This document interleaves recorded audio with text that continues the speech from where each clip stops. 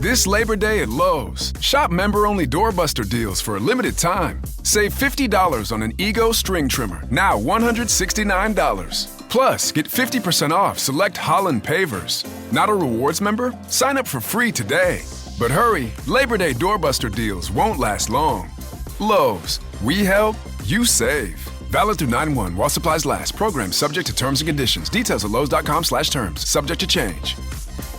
Welcome to the Local Lowdown and find out what's happening in Lavaca County, Texas. Now here are your hosts, Murray and Michelle. Hello everybody, this is Murray back with you on this edition of the Local Lowdown podcast. And this is April 24th, 25th editions. And I got my partner Michelle with me. How you doing, Michelle? I'm doing great. And we are honored to have our senior writer from the Hallettsville Tribune and Herald and LavacaCountyToday.com, and he writes for every other paper we got. Jimmy Appelt, how you doing, Jimmy? I'm doing fine. Thank you for the nice compliment. Oh, well, we're glad to have you here and looking forward to the information you got to provide us. Michelle, you want to start off with Hallettsville and then we'll go on from there. Sure.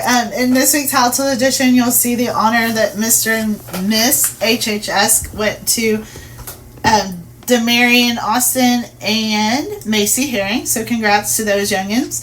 Of course, it is that time. We've been leading up to it, and it is Fiddlers Frolic weekend. So you guys look, there is a schedule of events. Make sure you go through all of that and have fun if you go, but be safe. Lights, camera, action. So if you have been driving by the old jail, you may have saw some production crews out there. And that is because there is a movie going on in Hallettsville, and we will have more on that next week. So look forward to it and be safe as you drive by. Jimmy wrote an article about sales tax holiday for emergency supplies. So this is not like when you get sales tax, right, Jimmy, from your clothes or school supplies. No, it's a totally different one. With the hurricane season coming up, they hold this at this time of the year. People can go out and buy batteries and flashlights and a number of other different things, and they won't be charged tax for it. So look at that a little bit more. Make sure if you need to stock up, you do that. There was a Parkinson's walk held, so that is also some information on that and a picture. Bluda, which is of course the superintendent for Hallettsville ISD, was reelected to the UIL council. So read all about that. And if you haven't voted yet, there's still a chance to early vote, and then regular voting day will be May 4th, and we'll have more information on that next week. Of course, Henry Joe has a really good question. What's the little fella got this week? He is asking, well, I gotta get there, but I know it. What month of the year, when spelled backwards, names a vegetable? Oh. Do you know the answer? I do, because I asked him. Well, maybe you ought to just go ahead and tell it. No, that would be horrible. Mad. He'd be so, I'm just kidding. Mad at me. There's some service awards. We always thank those who serve our community, and so definitely check that out. More on the bond. Bobby Horechka, our managing editor, has an article on Moravia. They're having a celebration this week. And then we're going to go over the obituaries. From Hallettsville, we had 3 obituaries. Ms. Mary Meagle, 93 of Hallettsville, passed away peacefully Tuesday, April 16th, 2024, with her family at bedside after being given last rites. Mary was born on October 5th, 1930. Martha Lynn Della Rosa Houston of Hallettsville was age 54 and passed away on Sunday, April 21st, 2024. She was born on October 10th, 1969. And Sally Voskamp, 97, passed away on Thursday, April 18th, 2024, and she was born January 17th, 1927. Yeah, condolences to the family and friends of all these folks. And then Jimmy always attends Commissioner's Court, so he has what was going on there. Make sure you pick up your paper to read that. More information on school awards. Of course, it's the end of Autism Awareness Month. but make sure you still wear your blue shirt one more week. And then, of course, we are heading into the playoffs for both baseball and softball for both Hallettsville schools. So best of luck to them. We did get... Now, Jimmy, you want to talk about this wild card thing a little bit? Well, the UIL state track meet is next Friday, and Hallettsville had their 4x200 meter relay team qualify for the meet. I think looking at the qualifying times, they are tied like for 5th going into that meet, so that's pretty good. And they got a good group of guys that run for them and do an excellent job handing the baton off to one another, and then they got a lot of speed along with it. And then there's 4x100 meter relay group, which is made, I believe, of the same runners. They finished 3rd at region, which does not allow them to go to the state meet, but UIL has some type of thing where they pick they call it a wild card, where out of the 4 regions, whoever the 3rd place best time was out of the 4 regions, they also get to go to the meet, and I think the Hallettsville boys were able to do that. So best of luck to those guys as they go over there next week. You bet. Congratulations to them. And we have some school news, of course, hospital board. We have some letters to the editor. Remember, you can always put those in and submit them. More about Fiddlers Classifieds, guys. Advertise. It does work. And then we have Murray's story on a Yoakum soda pop war. Yeah, this is really a repeat of a story that I wrote years ago, and I had pretty well put it on the shelf until 2 weeks ago. I was contacted by a gentleman who was the descendant of one of the men that were involved in this story. It took place in 1899. There was 2 fellows over in Yoakum who were soda water competitors. They each had their own brand that they pushed, and they became mortal enemies. In fact, they had a gunfight and a fist fight on the downtown streets of Yoakum, and later on, one of the guys was assassinated. And this gentleman that contacted me was a descendant of the man that got assassinated. And in my original story, I did not know what became of the man that did the killing. And so after this guy wrote me, I got to thinking about it, and I thought, if that was an ancestor of mine, I sure would like to know if anything happened to the man that killed him. So I went back to the books and went back to the old newspapers and did a search, and lo and behold, I got real lucky. In an old issue of the LaGrange Journal, which is a newspaper I don't think is even in existence anymore, there it was on the front page about this murder in Yoakum. Back in those days, kind of like we do now, newspapers mail their papers to one another. They didn't have the modern things that we have to communicate. And so their stories that they picked up would be anywhere from a week to 2 weeks late. And that's what this was in LaGrange. They picked that story up from Yoakum.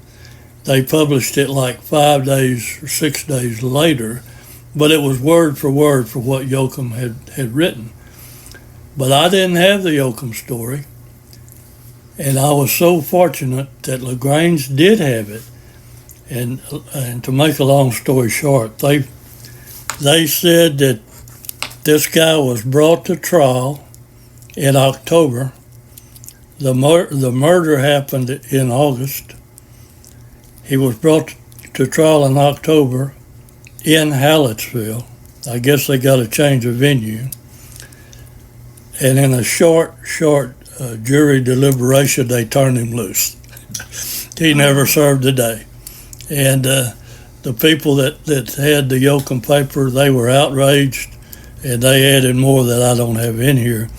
And they wasn't too happy that this guy got off scot-free, and they made him the heavyweight, because the man that he killed had beat the hell out of him in that initial fight.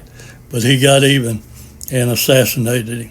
But anyway, that's pretty much the story. Do we know what soda they had? No, well, that was 1899. While you're talking about soda pop, and brought to mind a couple of things that I remember. For people that are, for the younger generation, they may not know this, that we had soft drink bottling companies here in Hallettsville at one time. Years and years and years ago, where the Radio Shack or Communications is located, they used to bottle Orange Crush, which was interesting to watch them. That was a good soda water too. Yes, it was. And then more recently, back in the 80s and 70s, they had they bottled Dr. Pepper over up by the football stadium. It's now Pepsi Cola Bottling Company, which basically is a distribution center. But it was interesting to I even worked there one summer for Dr. Pepper. And boy, you talk about when that soft drink came out of that machine, it was really good because it was nice and cold. All right. Well, we got our soda water stories in, and that's good. And Michelle, the reason that I had this picked up on the website, LaVacaCountyToday.com, is because we were talking about the Fiddlers Frolic. And our managing editor, Bobby Hariska, had asked me to put the interview he did with one of the founders of the Fiddlers Frolic. He wanted to put that up on the website, and we have it on the website. And it's a video. You can play it. It's pretty lengthy. I think it's about 40 minutes long. But it's that complete interview, and it's very interesting about how Fiddlers Frolic got started, and basically that's why we had that page up there, Michelle, so you can move on. All right, so now we're going to the Shiner Gazette. You want to talk about it, Murray? I'll let you. You seem to know quite a bit about that subject. I wonder how. So on the Shiner Gazette, on the front page is some of my favorite kids on the planet, let's just say. And this is the Miss Shiner and the Shiner Royal Court. They will be heading to San Antonio this weekend to celebrate Fiesta in the Fiesta Flambeau Parade, and they're going to be debuting their new float. It's finally done. They're really excited to hop on that. They're excited to represent Shiner, and you can watch the parade live on KSAT 12 at 8 p.m. You also did a podcast on that, didn't you? I did, and the kids had a whole lot of fun talking. Well, that's great. They could have went on for hours, but we only did 7 minutes, which I thought maybe Murray will help put it up if I only do 7 minutes. All right, and then we have the Game and Fish League meeting, and I think they're going to have some things coming up, like a raffle that's also in here. March to Brazos is a story about Jake Davidson and Jake Yockel. So there's two Jakes, and they're talking about the annual Corps of Cadets March to the Brazos. So they both attend Texas A&M University and did this March to Brazos and are part of the Corps. Shiner Public Library, this is a great opportunity for your kids. Get them signed up. The summer reading program's happening, and it's a lot of fun. I asked Margaret when she was proofreading this, I was like, are they going to have the snakes? And she said, it looks like there's a reptile day, but it's also going to have kangaroos. So I hope I get to see a kangaroo. And then... I wonder where they're getting that kangaroo from. I don't know. Your backyard, maybe. If you're from Shiner and you don't get a Hallettsville paper, you can see more about Fiddlers Frolic, as it is also in there. Excuse me. Maybe I should have cleared my throat, Jimmy. Shiner Game and Fish League raffle. I told you that was going to be in here, so that's all the prizes there. And then we do have some obituaries. We have Roy Patterson Jr. Roy Patterson, RB, 61, passed away peacefully on April 15th, 2024, surrounded by his loving family. I don't see a birth date on that one, so I'm sorry if I'm missing it. And then we also have Bernard J. Ziegel Jr. Bernard Joseph Ziegel Jr., 75 of Shiner, passed away Thursday, April 18th, 2024. All right. Condolences to the family and the friends of those folks as well. And then thank you to all of our advertisers, of course. Soil and Water Stewardship Week. You can see that picture of the board of directors. And we'll have some of those winners, right, Jimmy? Is that associated with this? The soil and water? Oh, yes. Next week we'll have the poster and essay winners. And we'll be spreading that out over several issues because I don't know how many photos Jimmy's going to have, but probably quite a few. A lot of winners. And so we have the Shiner Girls golf team make a return trip to state, so read about that. Of course, all the Shiner teams are also headed to the playoffs, and they actually have 2 wild card spots, and I'm not sure that Mark got it in the paper because I know that they were waiting, so I'm not sure, but congrats. I do know that one of the relays and I think the 400 girl both got those spots. So yeah, our sports guys have been pretty busy with all the track and the softball and baseball and what have you, so congratulations to them. They do a great job, Mark Luby and Chuck Groff. Now, before we jump into the next paper, Michelle, I had intended to do this in Hallettsville. We need to let Jimmy talk about the guys going to the NFL and all that coming up. So go ahead, Jimmy, and share it with us. Well, before I go to that, I just thought of 2 things that were in the Hallettsville sports page that we didn't mention. The boys golf team qualified for the state golf meet. I think it's coming up fairly quick.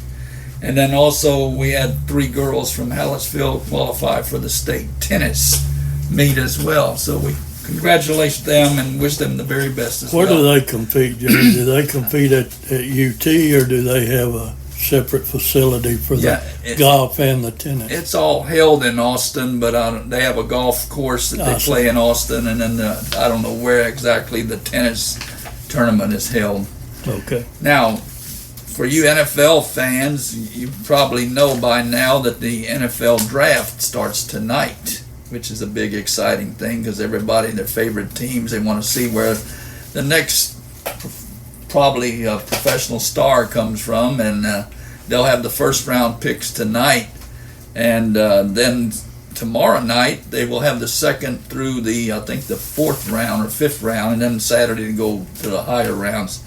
And we have some excitement here in Hallettsville because our outstanding running back from the Brahmas back in the 2020 season and prior to that, Jonathan Brooks, who helped lead the Brahmas to the state finals in that particular year. He went on to play for the Texas Longhorns after that and became their starting running back last year and was having an outstanding season until he had a knee injury that forced him to end this season. Well, as the off season came along, Jonathan decided he's going to take his chances on the NFL draft, and so he chose to make himself available, and from all likelihood, he's been getting a lot of I don't know what's the right word to use, but they've been bringing his name up quite a bit. In fact, ESPN NFL expert on Mel Kifer projects him to go in the 2nd round with the Dallas Cowboys, wow, which would be a really nice thing to see. Jonathan, of course, he's a Texas boy, and that would be kind of nice to go to a Texas team, and we hope that might be the case. So you people watch tomorrow night, actually Friday night, if you're at home and you want to watch the NFL draft. There's a possibility that Jonathan's name will be picked somewhere along that way. If and so that does happen, he will join only 2 other Hallettsville guys that made it to the NFL over their careers. One of them, of course, was Cole Wick, who played for Sacred Heart Indians back several years ago.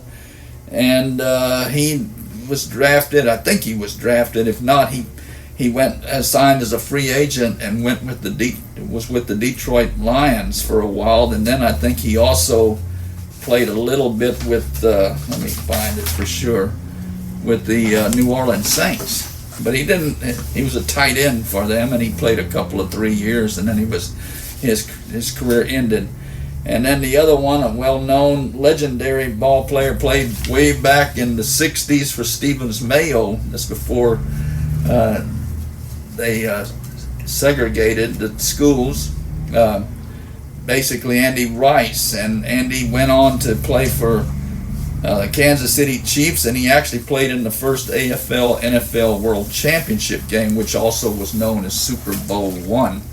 And then Andy then went on to play for Cincinnati Bengals, Houston Oilers, and the San Diego Chargers before he ended his career. So if Jonathan makes it there, that'll make the third Hallettsville athlete to make it to the NFL, which is quite an honor. You bet. Well, you know, Andy Rice, he was well known in this area, and here in Gonzales. Doesn't he still have family? Oh yes, here in Hallettsville. Yes, he sure does. Andy has a daughter that lives here in Hallettsville, and she's every year when his birthday comes along, she got it. The city council to name his birthday as Hallettsville, basically in honor of him. So, well, actually, now that you mention that, I remember her coming to the office and bringing us some goodies. I don't remember if it was baked goods or what. It was a birthday cake. It was a cake. Okay. It was a very good one, too. Yeah, we appreciated that for sure. Well, you got anything else on that, Jimmy? Or? No, that's pretty much it. I'll just recommend if people are wanting to keep up with the NFL draft, don't be surprised if you see Jonathan Brooks' name come up Friday night being drafted by the Cowboys or somewhere else. But he is going to go pretty high in the round, so let's hope the very best. Well, you Cowboy fans will be mighty lucky to get that young man.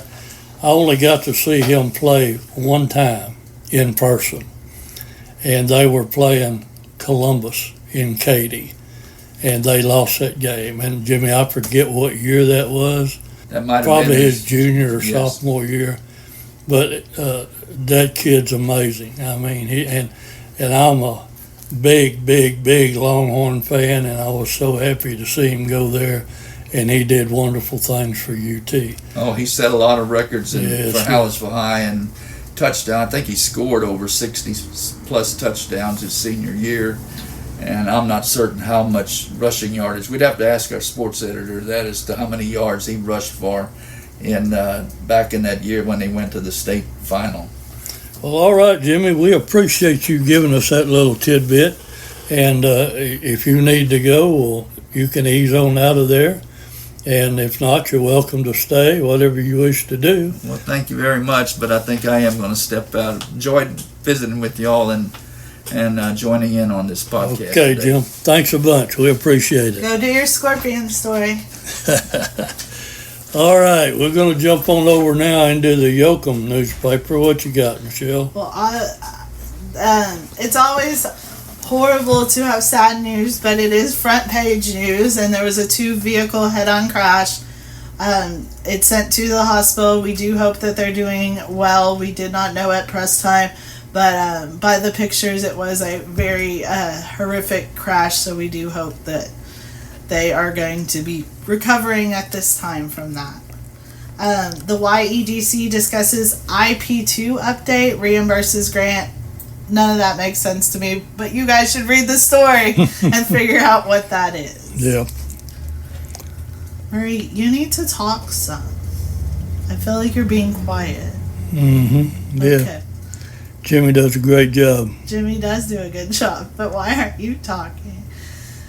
Because I'm over here maintaining this signal on this recorder to be sure everything is right. Okay. And be sure you don't get too loud or too silent, which we don't usually have to worry about that. No, we don't. So we have 3 obituaries. I apologize. Mary Abramet Pargman, age 84, passed away on April 18th. She had a twin sister born February 24th, 1940, with her in their home in Schrader, and they were born to Hugo and Dorothy Albright Bartman. So condolences to her family. We also have Lorraine Anderson, 90, who passed away April 17th in Waco. And then Don Nobles. Don Nobles, a dedicated husband, father, friend, passed away peacefully tending to his cattle on the morning of April 4th in Yoakum at the age of 79. So condolences to all of them. Veterans Appreciation Day was held, so some of the papers do have a few tidbits on that, but always thank you to our veterans. You betcha. This is that time of year when the veterans are being honored, and we look forward to that and covering them and doing more stories. And thankfully, folks have these events where they take them fishing or they do various things for them, and we appreciate everybody coming out and turning to honor our veterans. Now, Yoakum did very well in track and field, and they're competing in 6 events at the state meet next week. So best of luck to all those athletes, and congratulations on how far they've already come. Also, Yoakum baseball and softball, as far as I know, both are headed to the playoffs, so that should start for the softball this week and then baseball next week. All right. Well, many thanks to Ellison and Nadine. Y'all do a great job over in Yoakum. And I believe that wraps it up, don't it, Michelle? Does. It's all you now, Murray. We're moving on over now to the Molten Eagle. And on the front page, we have a young lady that won the gold in the regional track meet, Abby Tinagero, and I know that's not pronounced correctly, but there's a fantastic picture of her on the front page of the Molten Eagle. And not only that, I noticed inside when I was putting the inside pages together that she's also honorable mention on the honor roll.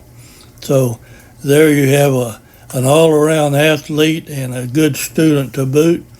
And congratulations to her. She'll be going up to Austin. I believe that's May the 4th, and be competing at state. So we wish her the best of luck in that. And then we have a story about the city council meeting that was written by our reporter Clayton Kelly. And Clayton does a good job over there. We also have the Fiddlers Frolic on the front page. So we have Henry Joe Yashek's Town Crier. He's writing a story about a senior class reunion, and it was a pretty lengthy story. We jumped it on another page, and I appreciate the folks sending me that, because they actually used the email account that I had set up for Henry Joe. And thank you for doing that, and we hope that the rest of you want to send anything to Henry's column is send it to realtcs@zohomail.com. All lowercase letters. realtcs@zohomail.com. What else you see over there, Michelle? And we have some more sports, and it talks again about the advancement to state of Abigail, and also girls and boys, how they finished out. So congrats to all of them. We have a obituary for Barbara Jane Martin Brandon, who passed away Monday, March 18, 2024 in Kingsland at the age of 75, surrounded by her family and her puppy dog. Condolences to her family and friends. I also have a story about the Moravia Store. They're having a big celebration out there Saturday. They're going to have good food, tractor rides, bands, and what have you. So check that. The complete story is on our Molten Eagle Facebook page. Okay, so much for Molten. We're going to jump on over to Nicole Smith's Luling Newsboy and Signal. What you got, Michelle? Down at the Foundation Farm, it was National Agriculture Week, and so she talks about their visits to the Foundation Farm to observe farm practices up close. And then we have her talking about a 2022 murder case near Nixon. So as you guys know, Luling's pretty close to Gonzales, so this is kind of didn't make all of our papers, but you probably may have heard about it. It is a pretty interesting case, so go ahead. Yeah, it actually was a cold case. I was sent actually, I was sent a news release from the Gonzales County Sheriff's Office, and our managing editor, Bobby Hariska, sent that to him, and he put together a story on it. And so it's a cold case that would probably have never been solved if this one kid hadn't said some things to another kid on the school bus. But it's an interesting story, so be sure and give that a look. We have their Thump is coming up, so who will be this year's Thump Queen? So there's a picture of who's running for that. So best of luck to those young ladies. Oops. A little technical difficulty, but I'm getting there. Luling boys head to state in their, I would say based on the headline, mile relay, but I haven't read it, but best of luck to them. And they have some softball and baseball information as well. Some talk about the Astros, who right now are struggling a little bit. Yeah, I understand they've been losing. I don't follow them that closely, but I heard Jimmy talking this morning about them losing a few games here lately. So, anyway, we usually include these stories from Luling because, for those of you who don't know, Luling is owned by the same company that owns all the newspapers in Lavaca County. So we consider them part of our family. Nicole and her people over there, they do a great job, and we're honored to have them with us. So, you got anything else for that, for Luling? Or No, we're done. That's done. Okay.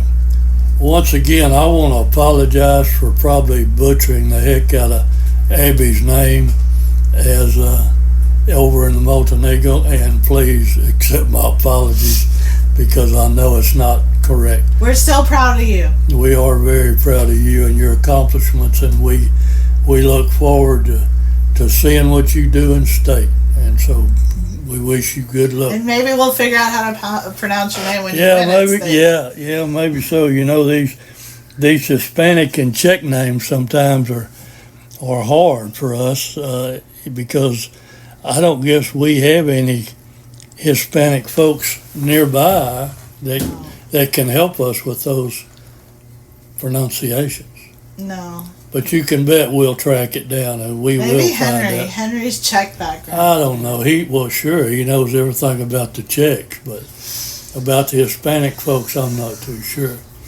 But he actually thinks he knows a lot when in reality that's not the truth. In reality, he knows everything. Yeah. Well, before we go, and you need to help me on this because I would like to recognize all the people in this organization, Oh, my goodness. all the employees. Okay. And let's start with Hallettsville. We know we've got Michelle and Murray and Jimmy and Chuck, Henry, Clayton, Ani, Margaret, Rick, and Larry. I believe that's all. That could be it. Can you think? Bobby.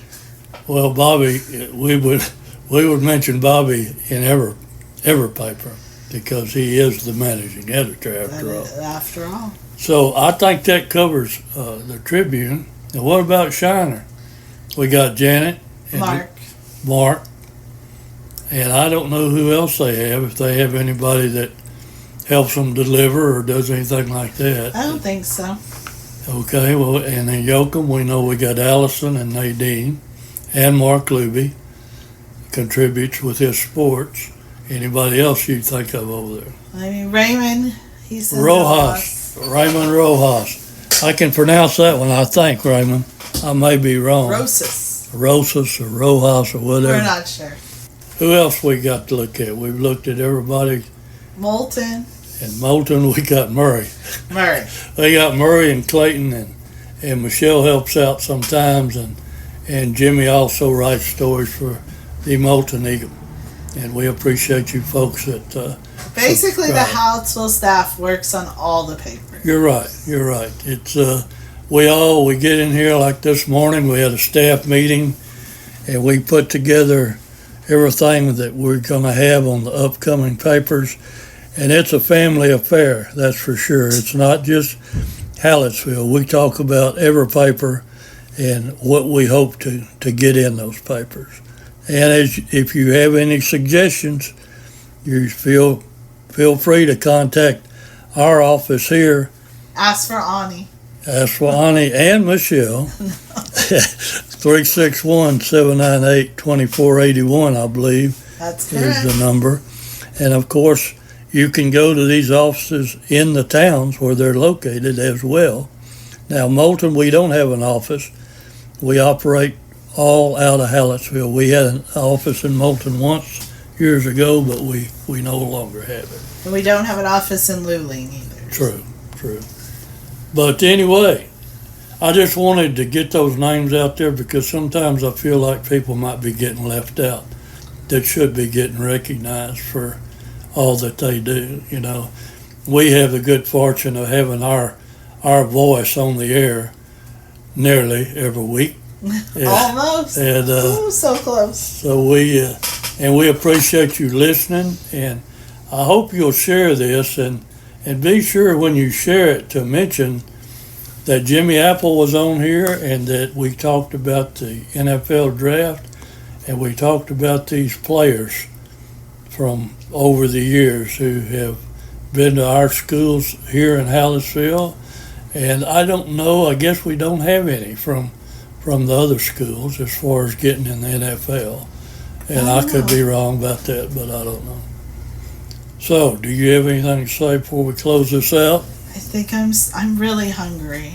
Okay, well, I think we actually went under a little bit. So go ahead and say your goodbyes and I'll wrap it up. All right, guys. Well, I hope everyone has a great weekend. Of course, there's a lot going on. There's Chuck Fest in Shiner. Moravia has their festival. Fiddlers Frolic is going on. And then I'm headed to San Antonio to Fiesta. So whatever you do this weekend, be safe, have fun, enjoy your time with friends and family and loved ones. And, sometimes a great weekend at home is also good. So whatever you're doing, enjoy it and make each moment count. Have a great weekend, guys. You bet. We got so many things coming up. We got these graduations, and we're going to have special editions, I guess. Are we going to have a pull-out section for the other paper? For Hallettsville and Shiner. Okay. I'm not sure about Yoka. Okay. And Moulton, we'll have it. Their graduation pages will be on the inside of the Moulton paper. So there's a lot of things going on this weekend. We have Fiddlers Frolic. We have the Moravia Store celebration. So a lot of things for you to do. So get out and enjoy your communities. And we appreciate you reading our papers. And we appreciate you listening to the Local Lowdown. With that being said, I'll say goodbye. And we'll see you all next week. Goodbye, everybody.